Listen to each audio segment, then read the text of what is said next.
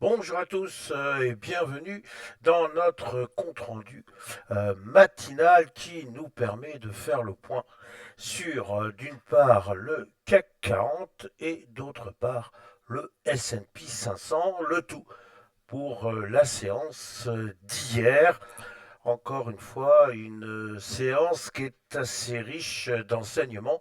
Nous allons le voir. Alors, débutons bien évidemment par notre héros national, si je puis m'exprimer ainsi, à savoir notre CAC 40. Alors, notre CAC 40, nous avons vu qu'il avait cassé la semaine dernière, ou plus exactement en fin de semaine dernière, une zone que je qualifie d'importante, à savoir les 7800 points. On voit bien qu'ici, c'était un support, on est remonté.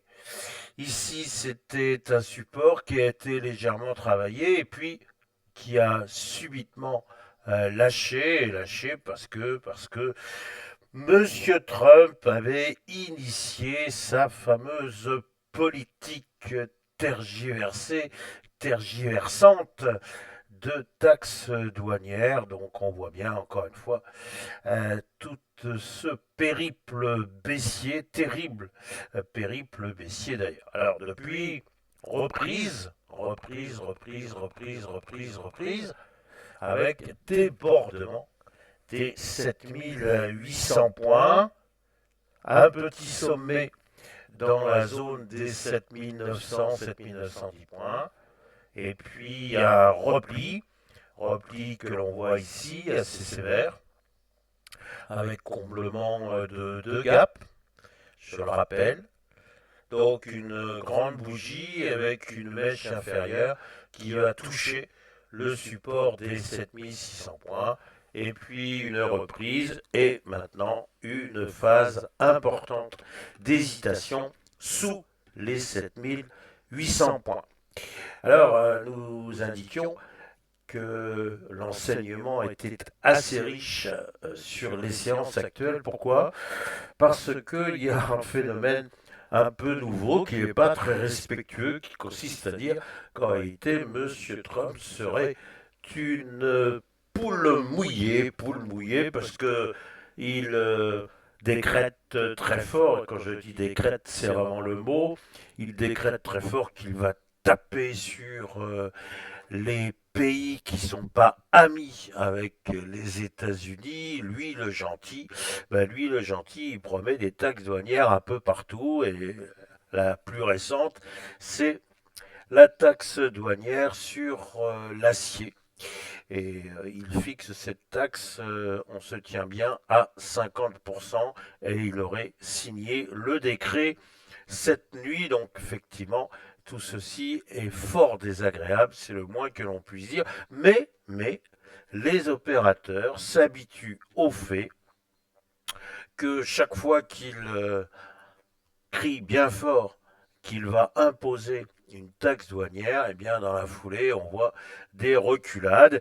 Bref, les opérateurs se sont habitués à ces mouvements de va-et-vient, à ces portes de saloon, à ce parti de ping-pong. Bref, on peut arrêter là la métaphore. Toujours est-il qu'il y a même des gens qui vont jusqu'à dire en réalité, chaque fois qu'ils nous proposent une taxe douanière, ça crée un trou d'air et il faut vite s'engouffrer pour acheter puisque derrière, il y a une reprise. Alors, ce petit jeu est quand même dangereux et il faut faire attention parce qu'au bout d'un moment, cette petite martingale risque de ne plus fonctionner. Alors, si je reviens à mon CAC 40, eh ben justement, je constate que ça marche plus très exactement comme cela. Monsieur Trump, au bout du compte, continue quand même de faire peur. Je rappelle que l'OCDE vient d'indiquer que cette politique de taxe douanière était un risque important pour non seulement l'économie des États-Unis, mais encore et surtout pour l'économie mondiale. Donc il faudrait peut-être un peu se calmer À part quelques économistes qui ne mériteraient pas ce qualificatif, l'ensemble des économistes vient rappeler en permanence que les taxes douanières, c'est une catastrophe. Alors l'on voit que notre CAC 40, eh bien, il n'est pas du tout enclin à s'emballer à la hausse. Et il reste, j'allais dire, sagement sous les 7800 et les 0,34% acquis hier sont finalement une bien timide reprise. C'est difficile à dire, mais il faut le dire quand c'est la réalité. Ce n'est pas une période très euphorique et c'est surtout, encore une fois, une période où il faut faire attention. Nous serions un peu plus optimistes si l'on déborde, vous l'avez compris, les 7800 points.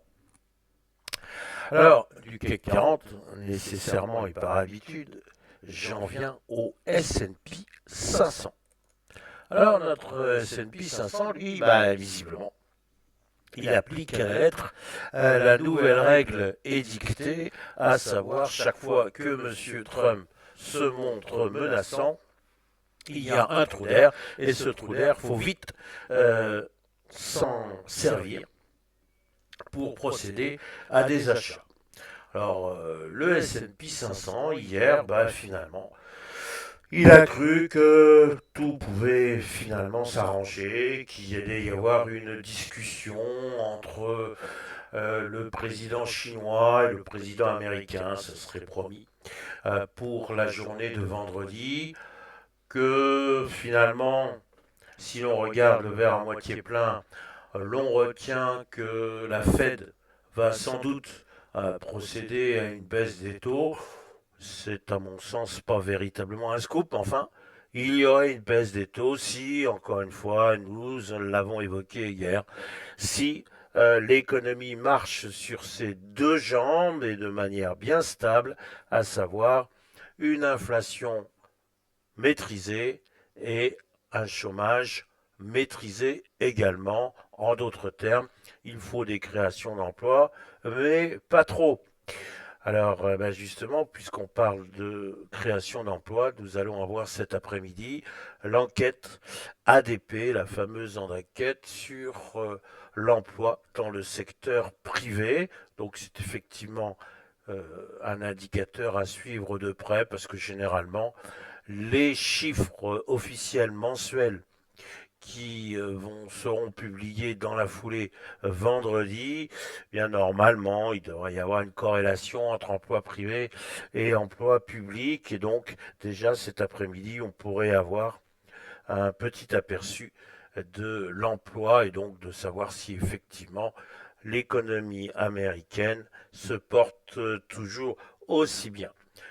Nous rappelons quand même qu'un certain nombre de dirigeants d'entreprises sont de plus en plus critiques vis-à-vis de cette politique de taxes douanières et que tout ceci assombrit bien des perspectives. Donc, encore une fois, nous allons avoir des opérateurs qui soit vont voir ce fameux verre de manière pleine ou de manière vide. Alors, si je me contente de rester sur des considérations graphiques, eh bien, vous constaterez avec moi que nous sommes très exactement sur une petite résistance qui passe grosso modo sur les 5970 points. On a tapé ici, on a tapé ici, on a tapé ici, on a tapé ici, et regardez, on a tapé hier encore ici sur les 5970 points.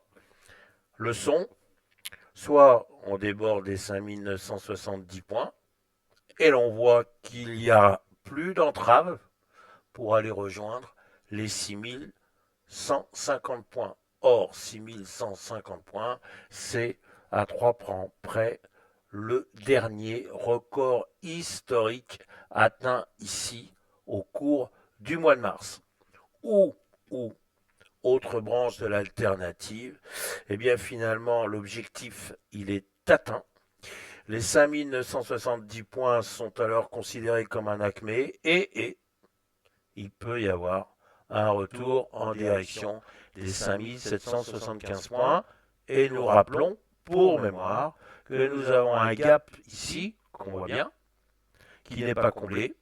Donc, magnifique objectif pour des vendeurs. Et si les vendeurs se voulaient extrêmement agressifs, ils iraient chercher ce gap-là. Alors, je vois immédiatement des voix s'élever pour me dire mais vous allez un peu vite en besogne. Eh bien, vous avez raison, je vais un peu vite en besogne. Disons qu'aujourd'hui, on pourrait se contenter d'observer ce qui va se passer dans la zone des 5970 points. Sans doute que l'enquête ADP va jouer son rôle pour savoir si nous pouvons ou non déborder ce petit sommet. Voilà mes réflexions du jour. J'espère qu'elles vous apporteront quelque chose. Je vous rappelle que si vous me laissez des commentaires, eh bien vous ne pouvez pas mieux me faire plaisir parce que d'abord ça me force à travailler puisque je vais vous y répondre et qu'en plus ça permet de savoir ce qui vous semble utile ou pas dans mes commentaires. Et puis évidemment, si vous me mettez des petits pouces, vous vous rendez compte l'énergie que vous allez me procurer pour que dès demain matin, en pleine forme, je puisse continuer à vous rendre service. Voilà, il me reste à vous souhaiter une excellente journée. Merci.